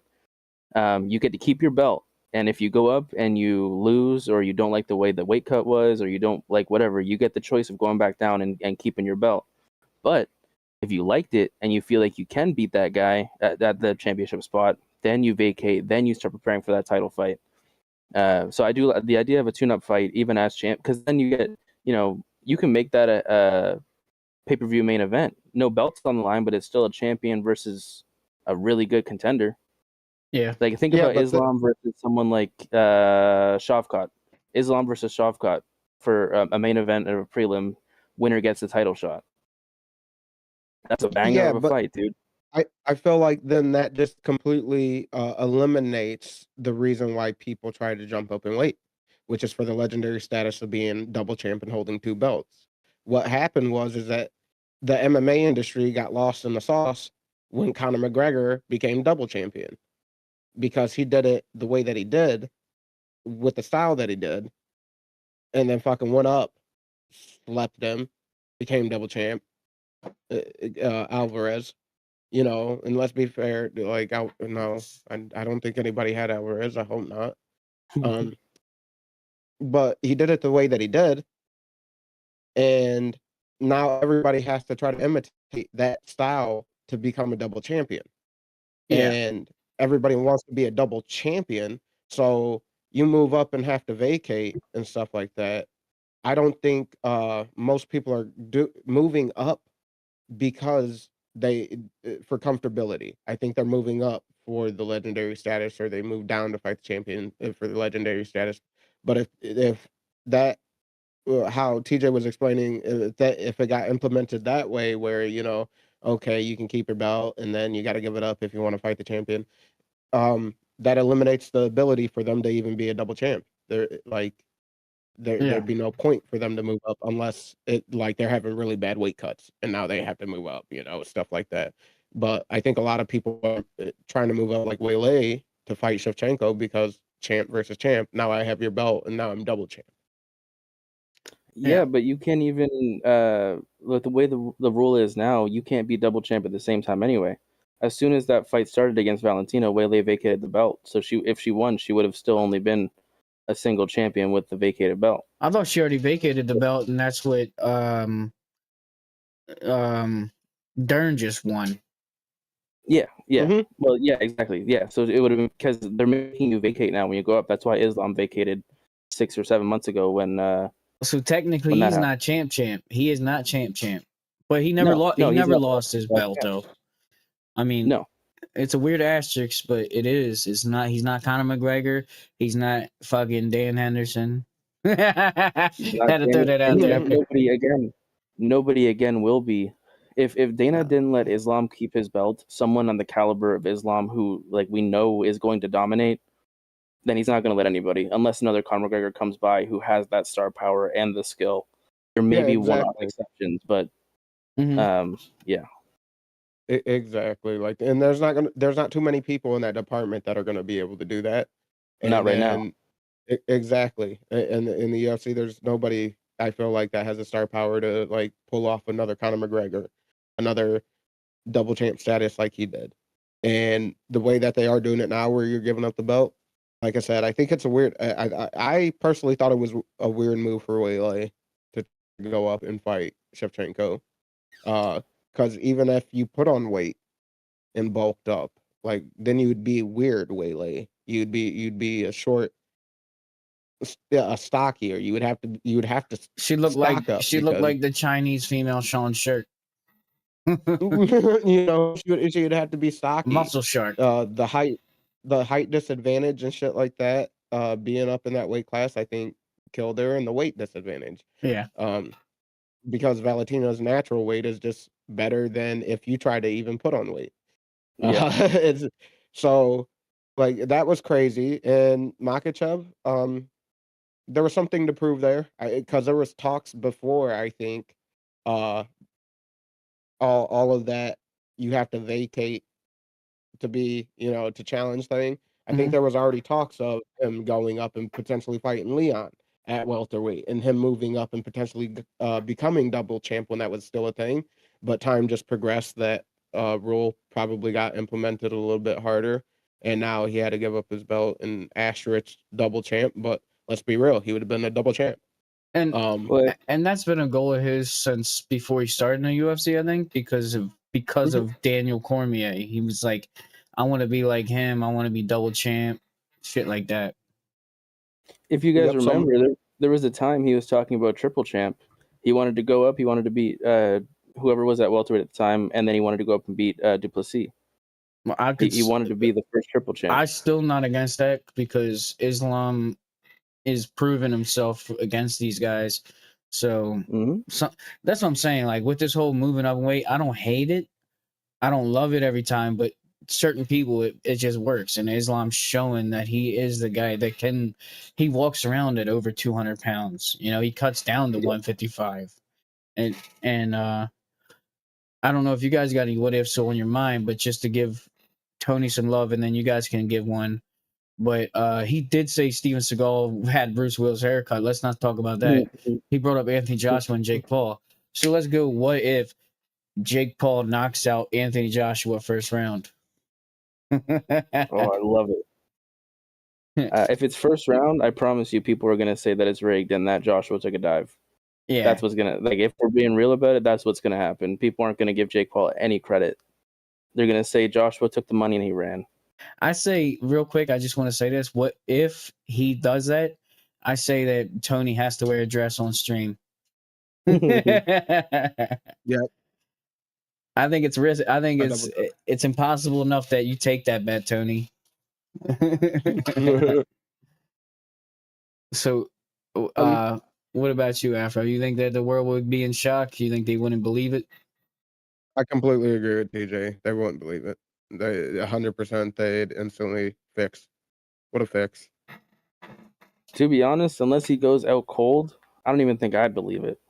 Like if he takes a knee or he just gets knocked down and he's still there, kind of like a wrestling bump. If he takes the bump and he's just on the ground blinking and like talking to the ref or whatever, yeah. If he's not out cold, face down, ass up, fucking stiff in the ring, nobody will believe it.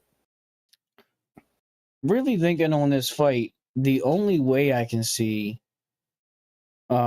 Jake Paul sneaking a win, like I said, like if you're just getting here, I even said in the very beginning of this podcast, I wouldn't even sanction this fight. Just based on somebody has been doing this their whole life when somebody just picked this up. But if Anthony Joshua extremely underestimates Jake Paul and gets too fucking lazy and comfortable just thinking this boy don't have nothing on me, then maybe he catches his chin real good. But I still don't see that likely happening because I think Anthony Joshua is professional enough to know anybody can catch you, especially somebody that's been working out and making his rounds in the sparring room and stuff. If he survived an Ngannou punch, he can survive a Jake Paul punch. That's the way I'm looking at it. I'm just hoping that is not true. So he started 18, not lifelong, but like it's still hella more years than Jake Paul's really got in there.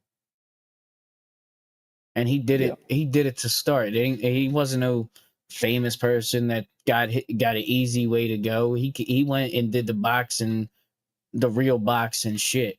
You know what I mean? He came up in the boxing world. Jake Paul came up in the Disney world and moved to boxing. I'm not hating on Jake Paul. I still think it's entertaining, but in no way do I think this should be a sanctioned fight. And you can't dog on that. Are you guys stumped on what ifs? I got another what if. I have one. I did have two, but I forgot my second one. My what if, I guess it kind of is a little bit of a real thing, but what if the UFC went back to the way that it used to do its rounds, and that's you go until you stop, until someone gets finished. Who do you guys still think the champions would be who they are today, or do you think that the rounds are playing into some of these guys' careers? Well, Afro, you want to take this first? I'll let you go first. Or you like to go last? I definitely. I'm take getting it on your first ass this today. time. I can't help myself. No, I definitely feel it. You're lucky I'm lagging. You're lucky I'm behind. But I definitely feel that for some of the some champions that rounds and stuff like that play an advantage. I feel like just some people though, not a lot of people. I'm trying to think really of the champions that may exploit like rounds, like let me hold you down and just and egg the round on. But now that I think about it, there's not really anybody that is in that holds the belt that I feel like does that kind of style. So let me change that then. I feel like only some, not the champions, but some fighters pray for the rounds. Like what's his face against Volkov, that lost the weird fight against Alexander Volkov, and what's his face, Daniel Cormier? light heavyweight. No, that light heavyweight that Oh, he should have hold won on, like Volkov. 2 That's weeks a ago. heavyweight fight. That's a heavyweight fight. Yeah, Alexander Volkov versus Not Michael Morales, but the other guy that looks like his older brother. Brazilian. It Yeah, looks the like Michael's Brazilian brother. guy. God, what's his name? It's slipping from me right now. Oh, It was just 2 weeks ago. He fought him you and call him he by was his nickname, and I didn't know who he was at first. yep. Fuck, He and I laid can't even on remember top his of name. Volkov, and Volkov won from the bottom. Yeah, Almeida? Almeida. Yeah, Almeida. Yeah, there we go, Almeida. Like that's a guy, okay, that I feel like, yeah, bro, you were trying to pray that the round and stalling it and all that shit was in your advantage, and thank God Volkov won it and kind of I hope it put MMA on its toes about just stalling a fight with holding someone down. Like, bro, like, come on, what are you doing? Like, Yeah. if you can hold him down, you should be able to beat him up. Then beat his ass. Why are you just holding him? Beat him up. And you're praying for the round. And that right there, like Dana White praised it. All of us praised the judging. I think that the judges see that they're getting media praise through the media, even from Dana White himself. I think that that's going to keep the judges going in that direction. And I love that what if. And you know what? I think that would literally change the whole game, the whole MMA Everything. scene. I think there would be a lot of people that wouldn't even fucking be competitive in the UFC anymore, and some people that aren't doing maybe necessarily so well would flourish like a motherfucker, because some people would, some people get saved by the bell, man, and if there is no bell, it's fucking it's whoever can get over. there, whoever can get Okay. there first, and a lot of times. So can I tweak TJ's what if just a little bit? Go ahead. So what if they implement a 4-second stall penalty? Okay. Do you think do you think the people in the championship positions would be where they are? Like, you can't stall a position longer than like 3 to 4 seconds. Now, do you If get you a do, stall then for retreating as well at that point in a stand up battle? it's stalling. Yep. Consider stalling a 3 to like, so if you're constantly backing up for 3 to 4 seconds, you get hit with a penalty. Stalling. I think You that can't be in Penalty. retreat. You gotta be in, like, rotation, like how I kinda play in UFC. You I rotate think that would be instead a of penalty that would happen often until people would stop. That would be a very long, like not long, but very hard transition period for some fighters to get used to. And I think the judge or the refs would actually be reluctant because it would happen so often that they would be lenient. I feel like. Yeah, how many warnings until you get a point deduction? And then what happens when you're 24 minutes into the round and then, you're at 4-point deductions? Or the fight, I guess I should Well, say. then stop But you're moving obviously backwards or winning the stop fight. stalling, motherfucker. Should they also implement a do you think, okay, I like TJ's saying of like, okay, what if they get up to 4-point deductions? Do you think they should safeguard it then by also implementing okay, if you do receive a certain amount of deductions per fight, you got 3 strikes and you're out and you're disqualified? Yeah, because at that point you're avoiding the Yeah. fight. Yeah, if you don't I want think to, there if has you don't want to be here, to that's a way of tapping. You obviously don't want to fight. You're yeah. retreating. I wouldn't But be then what against it, about but the it'd be hard to it would be hard for the refs to implement it. I believe. there would have to be a tweak to the stalling rules, because I think if you're getting beat, as in like you're getting hit, you're a little bit wobbled. I think if you're walking back to try and recover, I think that's okay. But I think what like the 4-second rule I like, but there would have to be a hardcore tweak on what would be considered stalling. Because if you're on top and maybe you're just laying there, but you are trying to work out that arm for an arm bar, you're trying to work out the Kimura, but it's not big movements, it's not big, you're just trying to get that grip right. I don't think it's right to stall the guy there, especially if he's Well, winning the fight. that's why you need experience. You would need experienced refs and knowing like, oh, this guy is Brother, working this like this sub. This guy I'm is still with in you this on that. position. Put all this whole what if thing beside, and I'm still with you on that. Referees and judges need to be more experienced. They need to be people who have fought, coached fighters, or have been around it long enough to understand what's happening, and not just, oh, he got cut. Yup, he's all right in that triangle choke position for like 3 more minutes. I'm Yeah. sorry to go off track. I saw some video the other day, man, of some like this dude had a guy in a triangle armbar, and like from his back, he had him in the triangle armbar, right? And dude starts going to sleep. You can see his eyes starting to roll and everything, man. So like as a ref, the sign should have been there that like, okay, this guy is about to go. Like I should be ready to almost stop this fight. Well, guy starts going. The guy then straightens out the arm lock and he breaks it over his thigh. The Mm. guy's asleep, so he's not even defending the lock at this point. So the arm was just an easy break. He breaks it over his thigh, and once he breaks it over his thigh, like the ref is still standing there for like a good, I would say like 2 to 3 seconds, which is way too long. Like the Yeah. arm's broken. You see the dude is not even responding. He's not tapping. He must be fucking out, man. It was like a good 2 to 3 seconds before the ref got in there. It made me fucking sick, dude. These refs should be definitely held accountable for those situations. When it's your job to protect these fighters. Like I get it. You want fighters to fight. Um, let them fight. But that shit was disgusting. He was Mm. out and the arm break was first of all, shame on the other fighter because like don't get me wrong, I get we're fighters and we like to be in that animalistic mindset of I gotta win no matter what. But there is the other side of it that this is another human being that's taking this career path or in this hobby that you're taking. Yes, you both are putting your strength on the test, but as someone who's trained in jujitsu, as someone who has physically hurt someone else to try to win, I know when my opponent's done. I Yeah. know when they're sleeping.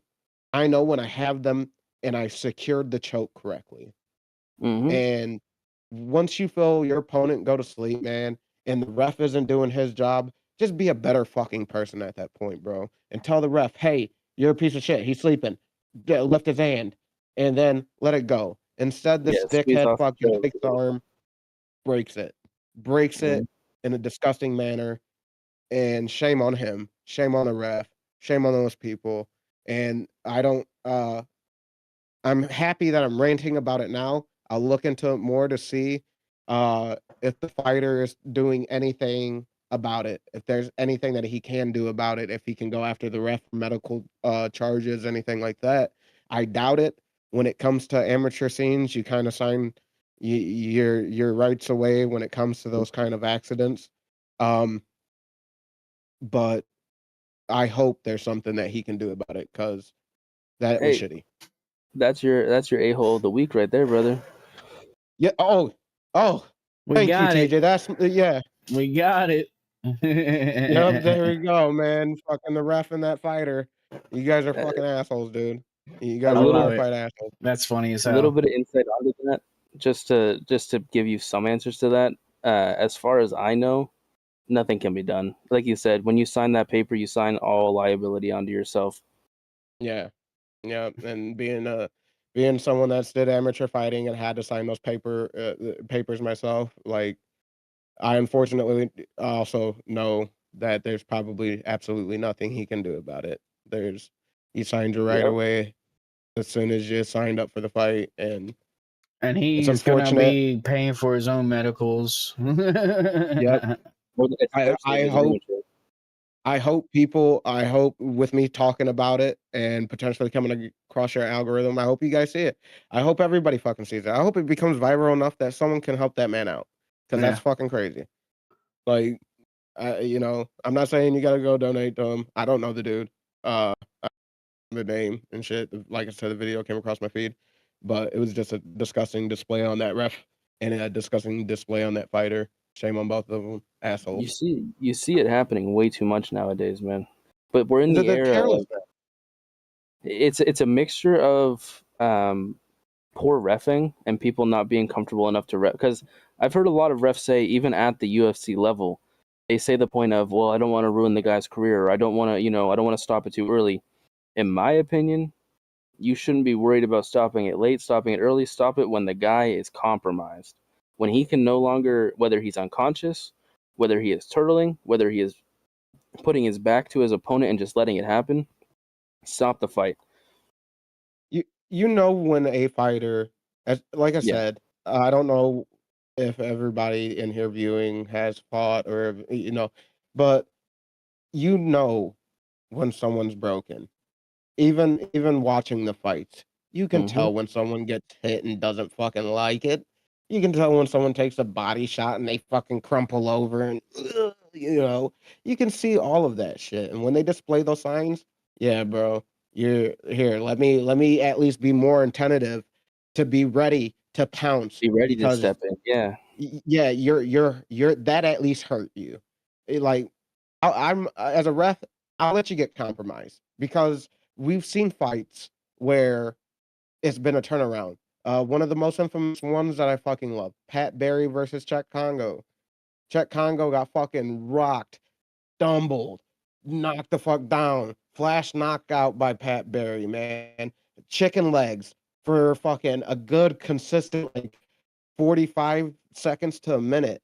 And because the ref let the fight continue, guess what happened? Fucking Czech Congo was able to fucking plant those little chicken legs and come back with the cross right perfect on Pat's chin.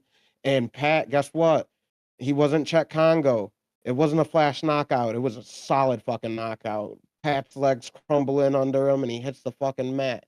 And that fight wouldn't have happened like that if the ref would have instantly stopped it because Czech Congo was compromised. It was good on that ref to be able to recognize whether the fighter was still in the fight or whether he was clocked out of that fight. And that's where the referees need to be differentiate and be better is being able to identify really if the fighter is there or not. And you Yeah. are there to protect the fighter. So you need to be able to identify whether in submissions they're fucking sleeping. You need to be able to identify the strikes, whether they're already hurt or hurting, and the knockout is coming. And the better you can do that, the better you can save these fighters some damage for real. Because these guys are fighting for our entertainment. The least we can do is make sure that they're okay to fight for our entertainment. Yeah. Well, yeah. I it's hard for me because I wouldn't be against them literally having no refs and just paying them a shit ton of money. It's a literally like glory fights. You go out there and it ain't gonna stop until you literally verbally tap or cannot until you're unconscious. And be like, but hey, we're gonna pay for any medical and you're gonna get fucking huge paychecks for these fights. Just fucking Well, do see, that. so the only thing that just real quick that Yep. would be an issue on that, and the reason why they probably have the refs is because you have a whole fucking stadium of people that are cheering and screaming, "Twist his dick, rip his dick off, and twist it." Yeah. You know, you're not gonna hear a guy in the guillotine.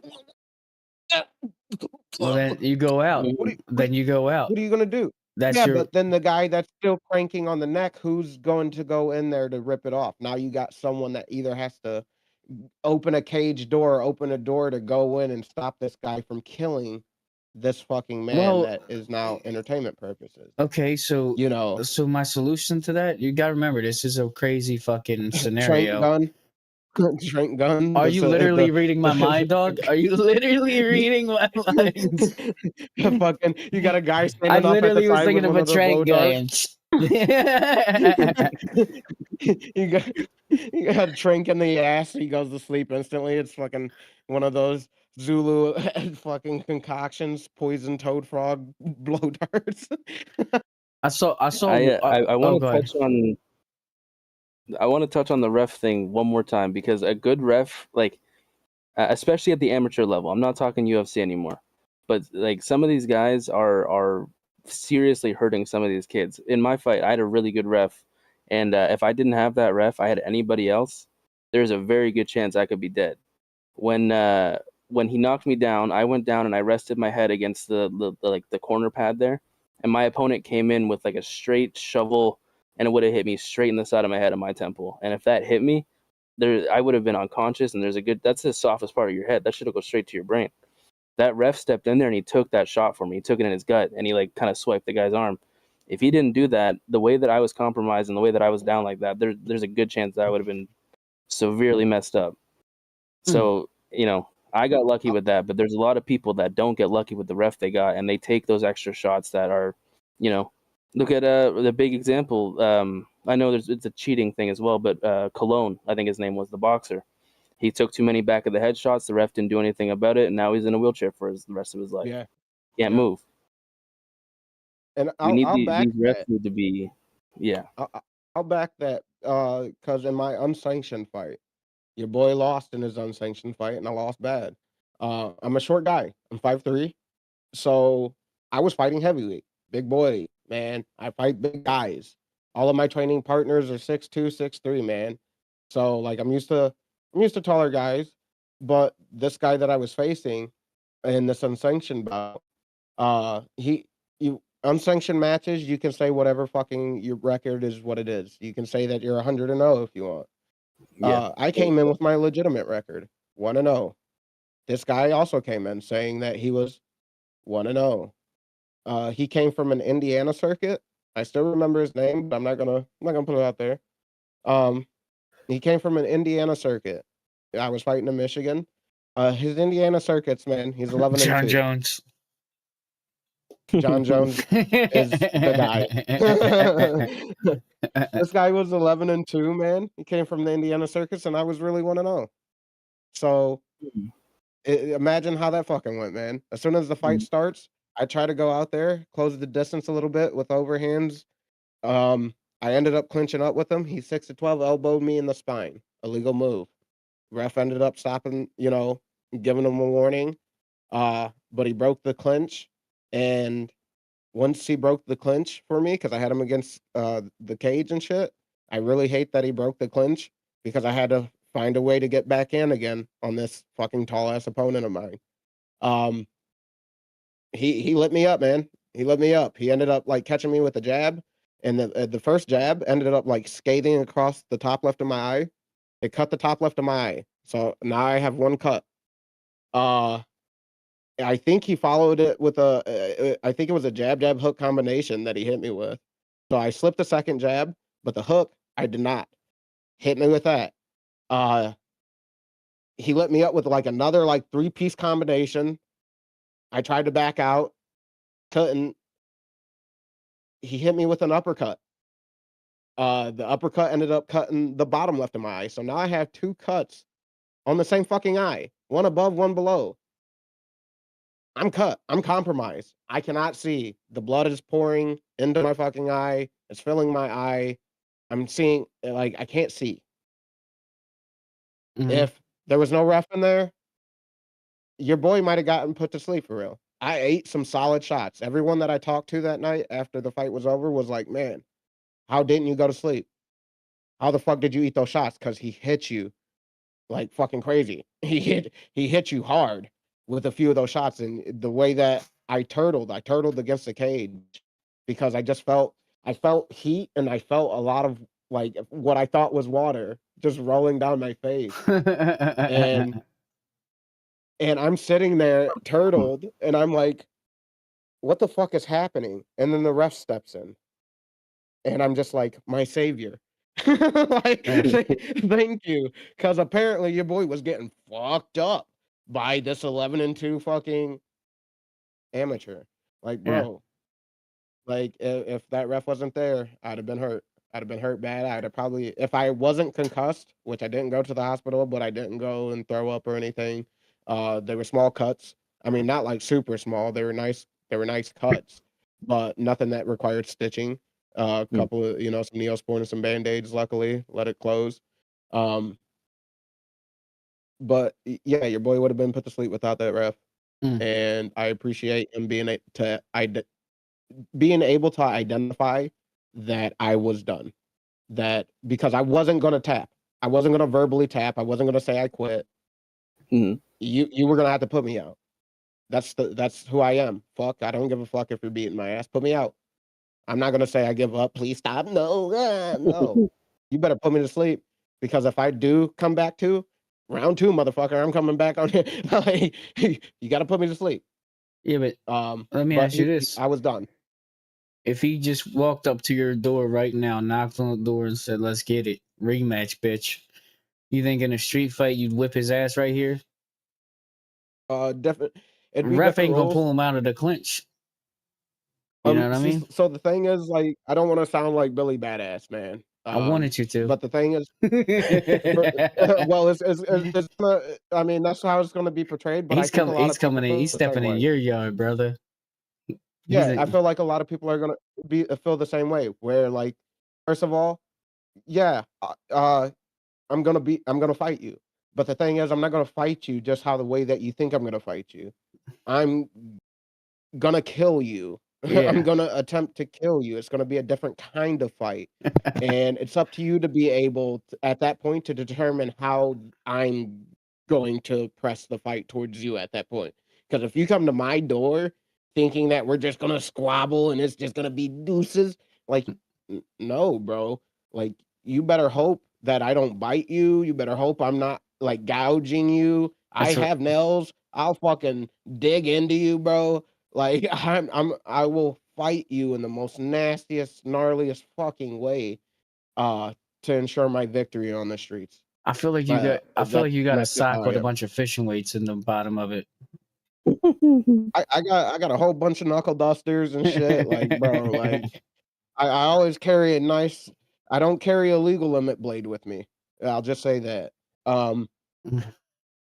So like, it's not, I'm not looking to fucking hurt people. I'm not looking to say like, oh, I'll just kill you. But when it comes to that kind of fighting where you then initiate me in that kind of manner, it's a different kind of fight for sure. Yeah, a real unsanctioned fight is all I'm saying. 'Cause that's what made me think of it because you said it's unsanctioned. It's like, okay, now it's round 2, bitch. Really unsanctioned. Let's see how you do with this mallet across your fucking skull. Yeah, it's a different kind of unsanctioned fight at that It's point. like let's Because generally outside, I'll say your boy's a friendly guy, man. Peace and love to everybody, man. Do you, I do me. Fucking we peace, we smoke, we chill. That's what it is. But if you Hell yeah. approach me in that manner, it is a different kind of fight for you, buddy. 100%. He was talking to you, buddy, on that one. Yeah, buddy. I think that me and End of the Afro day. would fucking know that we would both fight dirty, so we would probably just say, never mind. Let's handle this with words. Yeah. One of us is gonna die. Yeah, because if you have a gun, then I'm fucked. You know, because most likely you're gonna shoot me, and then like, damn. We'd be old men holding a pole at one another. Go ahead, swing, I dare you. Make a move. You move first. I promise I'll hit you with this thing. Just give me a reason. Cross this line. You crossed the line. You crossed the line. One shot, you're dead, I promise. Just give me a reason. I'll put you out of your misery. What were you saying, TJ? 2 shot. Oh, I was gonna say, end of the day, a good refs matters. Like having good refs, it all matters. You need to have good Yes. refs. Yeah, man.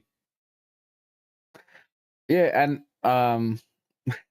we haven't got much what ifs in chat like last week, but we got a couple in here that were jokes, but I like it. What if he's turtle heading? I don't know if you guys remember, but there has been times where people shit themselves in the UFC and in MMA in general. And if I remember correctly, you would think they would stop the fight, but I don't think it's like they act like they don't notice. Am I crazy? I think it's more so the ruling as long as it doesn't affect the mat or like come out of the supposed orifice. Because if you throw up in the ring, like even if you throw up into a bucket, it's over. The fight's over. Hey, right? yo, look at TJ after you read what Tackleberry Fit in chat just say. He said TJ looks like he's being taken out in a stretcher from the cage. If you look at literally, he's exiting the cage and there's like a sheet kind of behind him and everything. I'm broadcasting live right after my fight. I'm still a little bit concussed, guys. He was not gonna miss this podcast. If that ref didn't step in, that's why he got emotional talking about that fight. It just happened. He just got saved, bro. He just got saved. It's fresh in my mind. That's fucking funny. Imagine, dude. A fucking fighter immediately goes live after taking an L. He's like, live from the hospital, from the ambulance. We're heading to the hospital. Hey, yo, that's funny as hell. Yeah. Let's not forget Yoel Romero pooped himself. Yeah, that's what I'm saying. Like, it's happened, but they don't really stop the fight. You would think they do it, but it's like almost a conspiracy as it's happening. Like, did he really actually? Can you tell? And then all of a sudden they got pictures. So I don't know if you guys ever seen a video of it was 2 Caucasian fighters, and they actually interviewed this fighter that did it after like some time and shit to ask him really what the fuck happened. But he ended up getting like put into like a guillotine, like a rolling guillotine, and there was poop. He shit. Oh yeah. He got hit, and shit came out of the shorts, dropped on the mat, and then the guy pulled guillotine and rolled him, and there's just shit, and the guy is like tapping, but I don't think he was tapping necessarily due to the force of the choke. I think he was tapping due to he smelt his shit and knew that he shit, because when he got up, he started gagging, you know, immediately.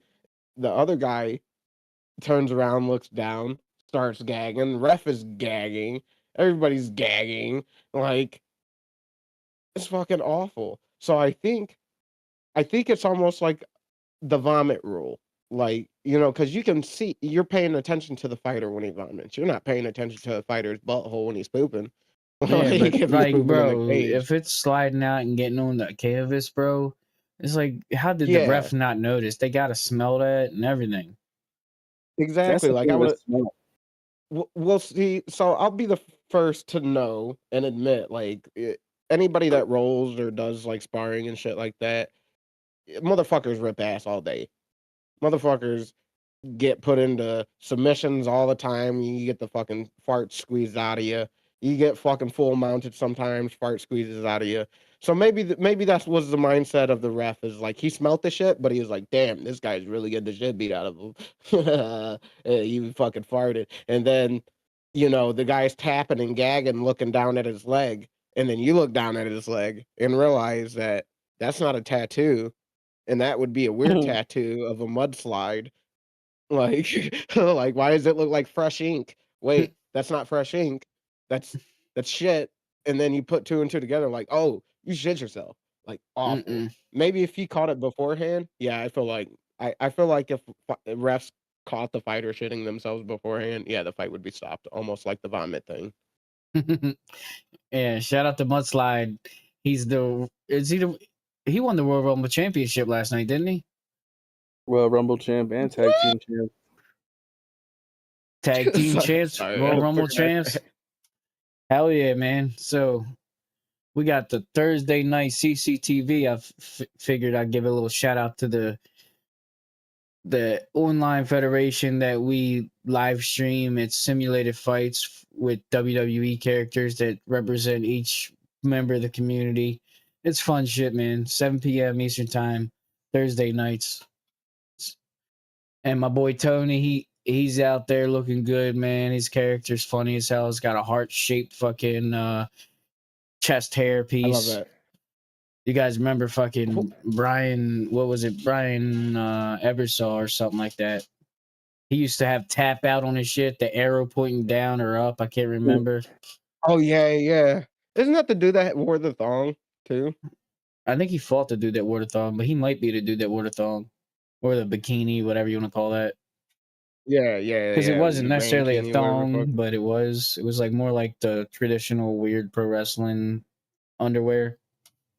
No, that shit cuffed cheeks, bro. That was straight underwear. That shit was Okay, you got a better look at his cheeks than I did. I don't remember it like that.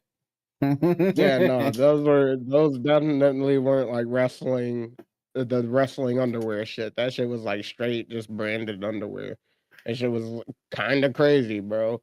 Yeah. Yeah, no, I remember it. Oh, your boy remembers it. Well, Oh, yeah, I guess we're gonna roll it into the end here, man. I hope that you guys are all here next week, next Friday at 8. There was a little bit of a lateness, but you know what? We're gonna stick to that 8 p.m. start time. Just had to get a nice PC reset so this didn't lag too much on you guys. Are you live, Afro?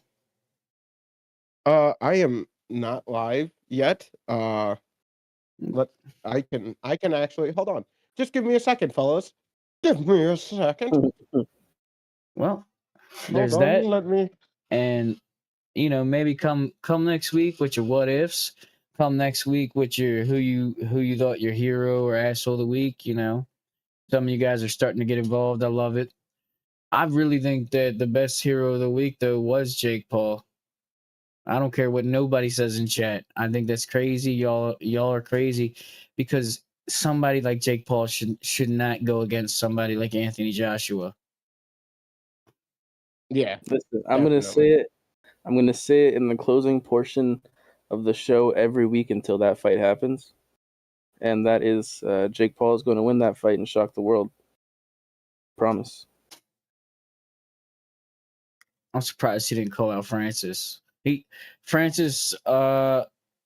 think Francis declined the fight publicly, and he's like, "Yeah, no, thank you anyway." Like, declined it before he got offered it or something. I don't really know. Who cares? Francis. It was. It's There was like the rumor going around that it was happening, and then Francis immediately shut it down and said that he's looking for real fights and he's not interested in the. Pretty much saying he's not interested in the YouTube shit. And then the guy that knocked out Francis is fucking literally fighting that fight. So it's like that kind of bitch Francis. I think rightfully so. Jake Paul probably should get slept, but I'm rooting for Jake Paul because he should lose. And once Afro goes live, which I'm not trying to rush him at all, this is the end of the podcast, but we're gonna raid him. I'm gonna end stream. Let Tucker out a little bit. Go live again. Which your boy is live. And so there is that. we'll be gaming, getting through our little game rotations for tonight. For anyone who wants to hang out with me and Afro and game with us, we'll also be in the Discord smoke sesh. So come join the community, guys. If you're watching this late, the Discord's always open. And we're live most nights. Appreciate you guys. Let me hit the